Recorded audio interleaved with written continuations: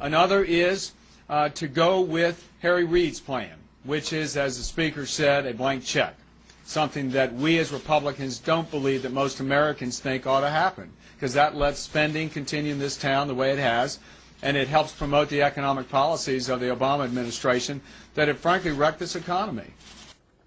Well, that was Eric Cantor just speaking after the House Republicans finished their closed-door meeting this morning. Republican leaders are sticking with, excuse me, Speaker Boehner's plan. That plan does not raise taxes. With us now, Republican Congressman Scott Garrett from New Jersey. He's vice chairman of the House Budget Committee. Congressman, great to see you this morning. It's good to be with you. It's that morning. Your thoughts on how that meeting went this morning? Are we closer? Oh, we're certainly closer, and I was just thinking as I was sitting here watching both this segment and the segment you had before with regard to the Justice Department and the ATF selling guns down to Mexico, when the President said that the public doesn't trust a dysfunctional government. Certainly I can understand the distrust that the American public has right now with all that previous story going on, plus all the, you might say, dysfunction in Washington at the same time as we stand here without any proposal from the White House, still with only a few days to go. Though Speaker Boehner says the proposal that's put forward, that the Republicans in that meeting and in the House and even some Democrats may jump aboard, he feels it would pass in the Senate, and he feels that the President wouldn't veto it. Do you agree? Well, obviously all those things remain to be seen. We've had promises from the Senate in the past, and right now Senator Reid is out there with, as Eric was pointing out, a plan that simply gives a blank check to the President. It would be great if the Senate President would come out and say, well, I can support some alternative plans. I haven't heard that yet publicly from the Senator. That would be a good sign to say that he is on board with not raising taxes and not giving blank checks to the President.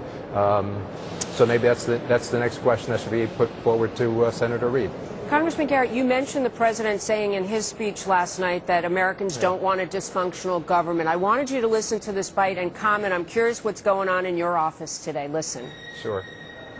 The American people may have voted for divided government, but they didn't vote for a dysfunctional government.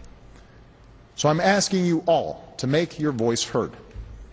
If you want a balanced approach to reducing the deficit, let your member of Congress know. If you believe we can solve this problem through compromise, send that message.